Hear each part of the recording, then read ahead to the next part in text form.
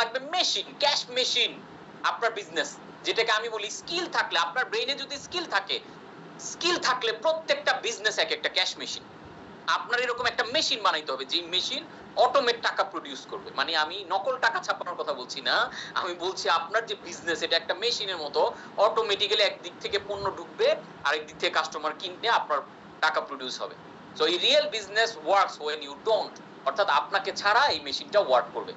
Number 4, grand master pillars, the method execution formula লাগবে আপনার। What you do daily determines your destiny. আপনি প্রতিদিন কি কি করেন, আপনি আপনার জীবনে স্ট্রাগল, আপনার হেলথ ঠিক নাই, আপনার রিলেশনশিপ ঠিক নাই, আপনার জীবনে যত প্রবলেম, এই প্রত্যেকটা প্রবলেম আপনি আপনার ডেইলি রুটিনে পাবেন। আশ্চর্য লাগে আমার কাছে খুবই, সেটা হচ্ছে আমরা ছোটবেলায় যখন 1 2 3 4 বা হাই স্কুল লেভেল পর্যন্ত থাকি, বিশেষ করে ওই সময় দেখবেন আমাদের টিচার, আমাদের প্যারেন্টসরা আমাদের রুটিন করায়। কয়টা বাজে ঘুম থেকে উঠবো, টিচারের কাছে পড়তে যাব, কোন বেলায় কোন পড়ালেখা করব, বিকেলে হাঁটতে যাব, খেলতে যাব, এভরিথিং একটা রুটিনের মধ্যে থাকে।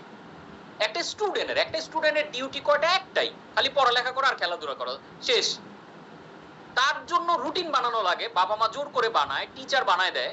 আর আমরা যখন প্রফেশনাল লাইফে আসি তখন আমরা ভাবি কিসের রুটিন, অথচ তখনই তো বেশি রুটিন দরকার। বিকজ আপনার কাজের দায়িত্ব অনেক, আপনার হয়তো বাচ্চার সাথে সময় দিতে হয়, ওয়াইফের সাথে সময় দিতে হয়, বাবা মাকে সময় দিতে হয়, অফিসের এমপ্লয়ীদের সময় দিতে হয়, টাকা পয়সা ম্যানেজ করতে হয়, আপনার হেলথ ঠিক রাখতে হয়, এক্সারসাইজ করতে হয়। আপনার দেখেন তো দুনিয়ার কাজ না এখন। এখন যদি আপনি রুটিন না বানান, আপনি সিস্টেমেটিক না চলেন, তাহলে আপনার লাইফের এক এক কম্পোনেন্ট এক এক রকম হয়ে যাবে।